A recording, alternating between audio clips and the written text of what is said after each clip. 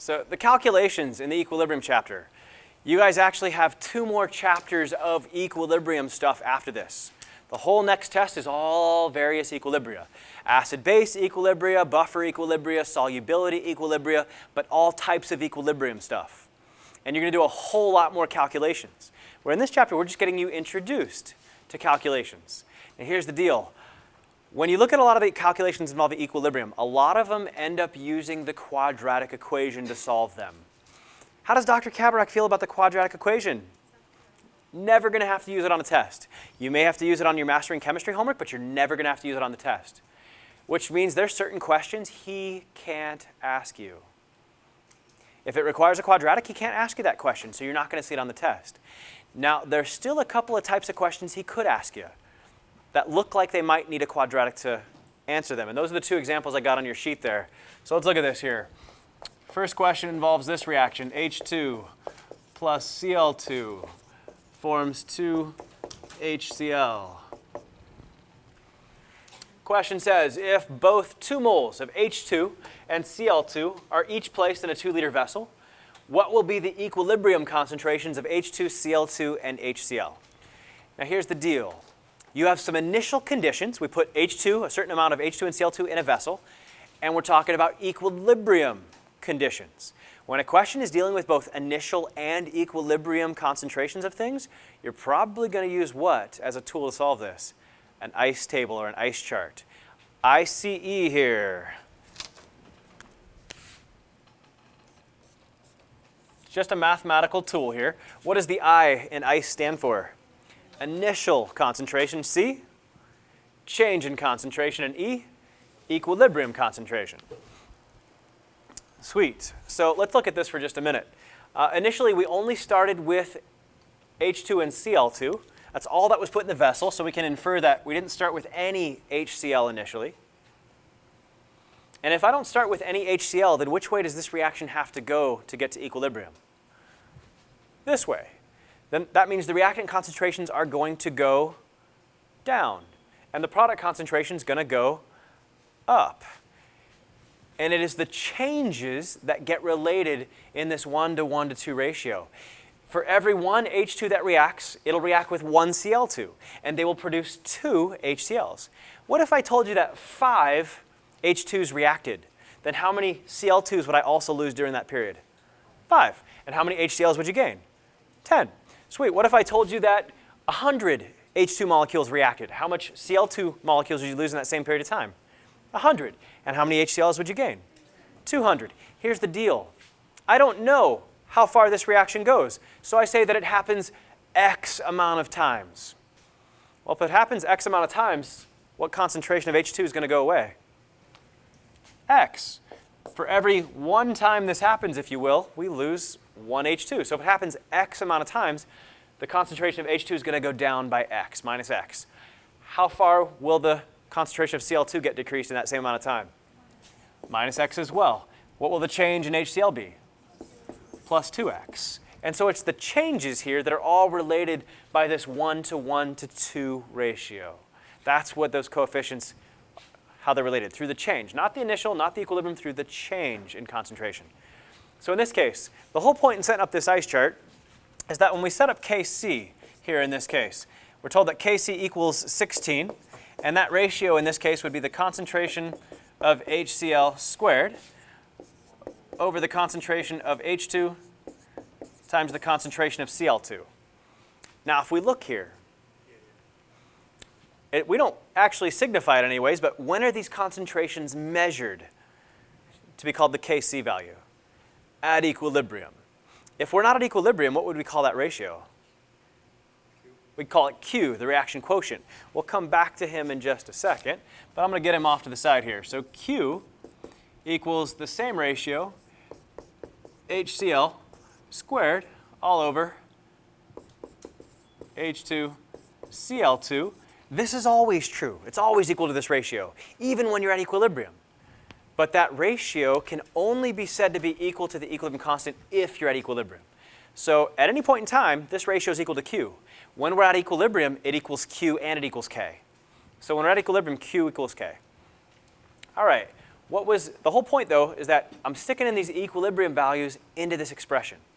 I want to know this equilibrium concentration and this one and this one. That's what the question is. I have one equation. I have three things I don't know. Can I solve for any of them? No. For everything you want to solve for, you need an equation. With only one equation, I can only solve for one thing. There's three things I don't know. That's the point of the ice chart. I'm going to take whatever goes in these equilibrium concentration boxes and plug them into here. But if the point is to plug them in for concentrations, look at the brackets, those mean molarities, then everything in your ice chart has to be molarity. Not moles, molarity. What is the initial molarity of H2? It's 1. Notice how many moles of H2 were put in the container? 2, but how big is the container? 2 liters, and 2 moles over 2 liters is 1 molar initially. What's the initial concentration of Cl2? 1 molar as well, 2 moles over 2 liters. Cool, and your equilibrium is just your initial plus your change. Notice, you do this all the time in your head. A lot of students don't realize you're just adding this and this to get the equilibrium. If I'm going down the road at 40 miles an hour, and a cat jumps right in front of my car, and I slam on my accelerator and increase my speed an additional 20 miles an hour, how fast am I going now? 60. I was initially going 40. I increased it by 20, and now I'm going 60. Sweet. I really do love cats, by the way. So 1 plus a negative x is 1 minus x. 1 plus a negative x is 1 minus x. 0 plus 2x is 2x. And what's nice is now all of my equilibrium concentrations that I want to plug into here have only one variable. And with one variable, that I can solve for. And so in this case, we're going to get 16 equals plug in 2x for HCl's concentration. It's still got to get squared. And then because H2 and Cl2 are both 1 minus x, well, what's 1 minus x times 1 minus x? And then squared. How do you square a binomial? Yeah, you do the whole FOIL thing and good times, right? Notice, when you FOIL this out, you're going to have an x squared term. And if you have an x squared term, it's a quadratic equation. And so it looks like we're going to have to do a quadratic equation. But again, are you ever going to have to do a quadratic equation on the test? No. So then can he ask you this question on the test? Yes. This is one you can get around the quadratic on this one, which means then he's allowed to ask you this on the test. He's still going to be true to his word. Because this numerator is a perfect square, and this denominator is a perfect square, then you can square root both sides. No quadratic equation is going to be needed on this. And so in this case, what's the square root of 16? 4. And so the square root of 2x all squared is just simply 2x. And the square root of 1 minus x quantity squared is just simply 1 minus x. And now I have no x squared terms at all. This is no longer quadratic. I'll move this. I'll multiply both sides by 1 minus x. I'll cancel here. And I'll be left with 4 minus 4x equals 2x. What's x equal to? Somebody want to solve this for me?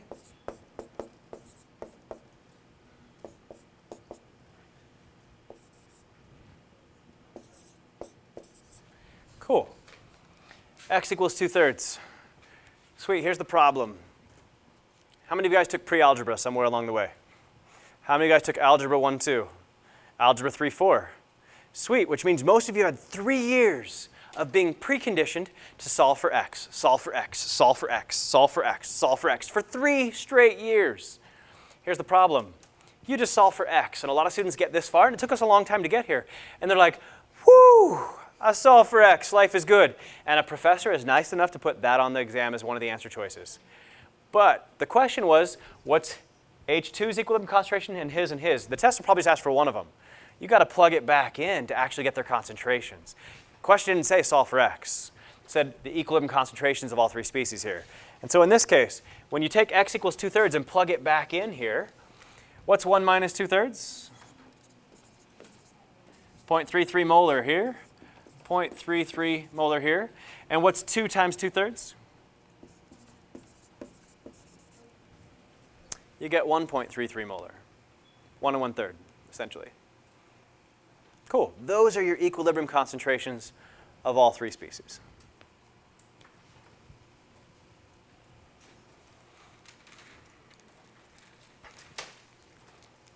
Okay, so let's say I told you some initial starting conditions of this reaction right here.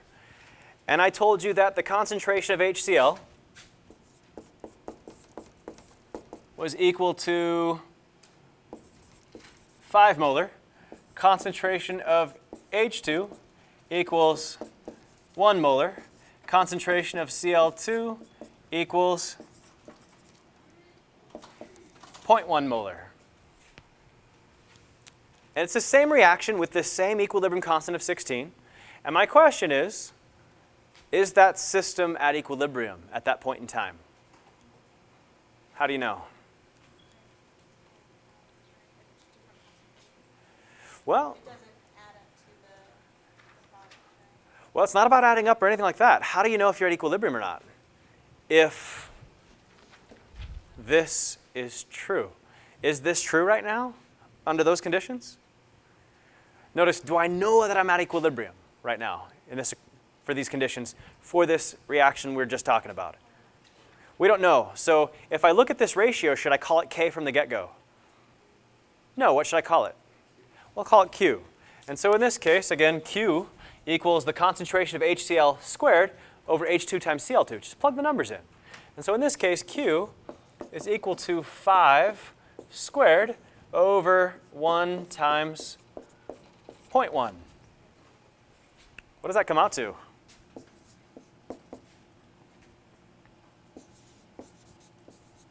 If you work it out, you'll get 250. So right now, Q is equal to 250. So again, my question is, are we at equilibrium? No. Now my next question is, which way does this equilibrium need to shift for us to get to equilibrium? And if you notice, we can look at this. If it shifts to the right, then I'm going to have reactants turn into products. I'm going to have some of my denominator turn into numerator. However, if it shifts to the left, then I'm going to have some of my products turn into reactants, some of my numerator turn into denominator. Now, every reaction wants to get to equilibrium. So does this Q value want to go up or go down? It wants to go down. It wants to be equal to 16 over there. It's equal to 250 right now. Which one of these will cause its value to decrease? Shifting to the left. Some of my products need to turn into reactants. So here's the deal. If you write K and Q in alphabetical order, K before Q, then your greater than or less than sign always points towards the direction you need to shift. In this case, who's bigger, K or Q? Q is bigger. Sweet. So Q is greater than K. And which way do we need to shift to rectify that? To get to equilibrium, left. And the greater than sign or less than sign here points towards the left. And so if you know how much of each reactant and product you have right now, you can figure out, is the system at equilibrium? And if it's not, which way it needs to shift to get there. Can we tell it's not at equilibrium because of the balanced equation too? Can't do it from the balanced equation at all. So if you notice, the balanced equation, the 1:1:2 ratio only applies to which part? To the change. That describes how the reaction changes. For every one of these I lose one of these and gain 2 of these. But that doesn't tell you how much you have at any point in time, just how they change. So, cool. If you have the Kc value, that shows you the equilibrium, right? So Correct. And so I was just checking to see, did they equal 16? They didn't. It wasn't at equilibrium. And because Q was bigger than K, it needed to shift left. So let me ask you a question. Let's say I let this reaction go back to reaching equilibrium so that the ratio equals 16 again.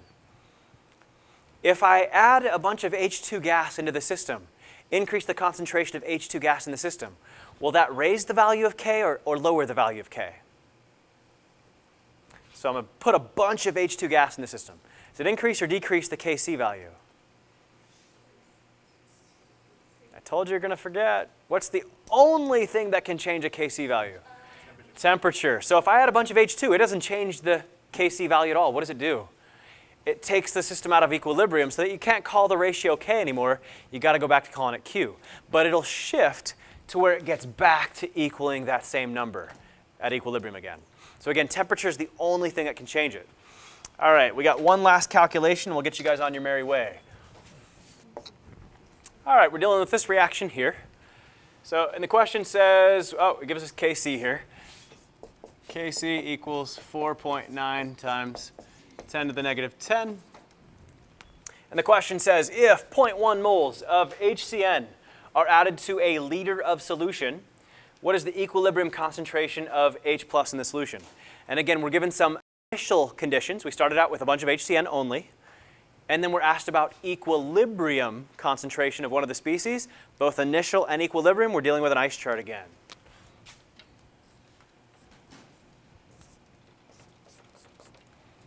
And so in this case, what's the only species I actually started with?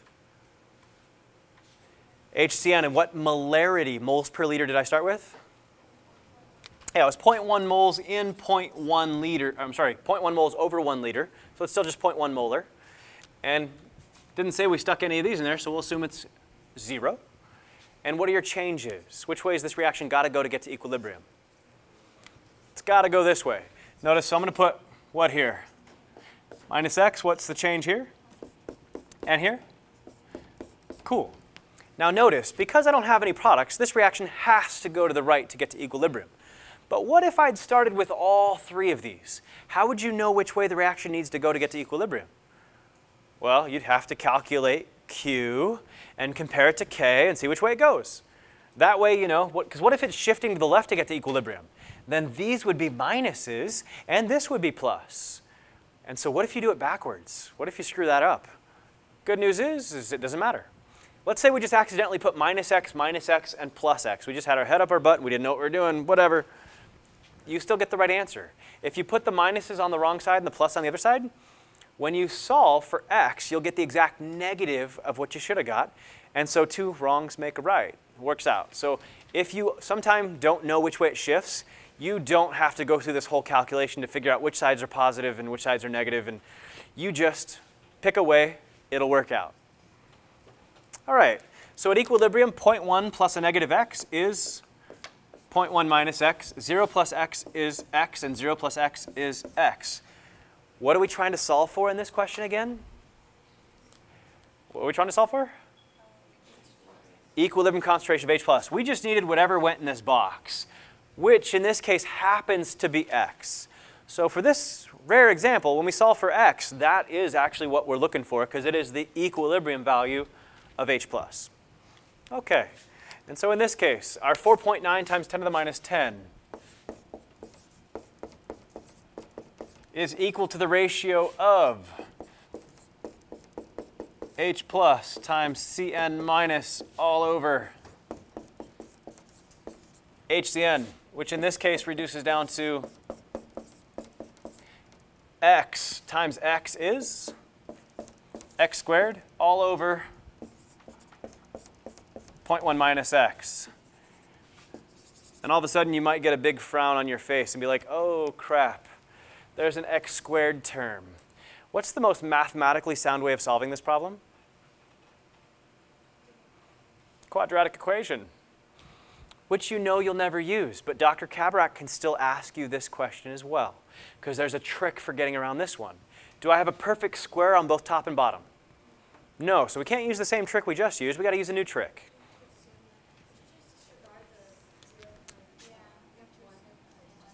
We're going to ignore that minus x right there. Why? We're going to assume that it's negligible. Oh, why am I allowed to assume it? I couldn't assume it in the last example. Why can't I assume it here? The value of x is so small that it would not really. Good. The fact that x is so small that when I subtract x from 0.1, I still get essentially 0.1. So it's kind of like this. Let's say I'm quitting my job and I'm moving to Australia. Screw you all. So when I get to Australia, you know, right now there's like 60 million people in Australia. What will be the new population when I get there? 60 million and 1, which is essentially the same as 60 million. There's 310 million Americans right now. When I leave, what will be the new population in America? 310 million, essentially. What we've just learned is that I am insignificant in this world. So when you add or subtract a number that is a lot smaller than another number, add or subtract, doesn't affect it, essentially. It's negligible. Now, when you multiply or divide, that's totally not true. Notice, if I took a penny out of Bill Gates' bank account, would he notice? No. If I took 1/1,000,000th of a penny out of Bill Gates' bank account, would he notice? No. But if I multiplied the value of Bill Gates' bank account by 1/1,000,000th, would he notice? You better believe it. So when you multiply or divide by a small number, it totally has an impact. It's only when you add it or subtract it that you can ignore it. But how do I know x is going to come out small in this case? Because my equilibrium constant is a tiny number. When your equilibrium constant is a tiny number, that means that that reaction favors the reactants. That's way smaller than 1, right? So it's going to favor the reactants. Well, if you look at your initial conditions, what do we only start with? Only reactants. And because I know the equilibrium constant, I know that equilibrium, I'm going to have mostly, almost only reactants, which means the amount that reacts x has got to be super tiny. That's why I'm thinking it's a good idea to ignore x in this case. So, and if I do, I get around the quadratic here, right? Because here, if I multiply now both sides by 0.1,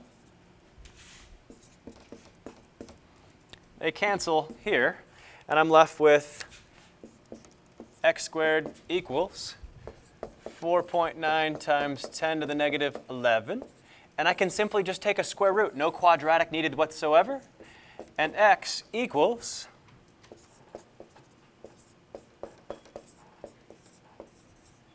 7.0 times 10 to the minus 6 molar. And because we're looking for H plus, which just happens to equal x, then the equilibrium concentration of H plus is indeed the same.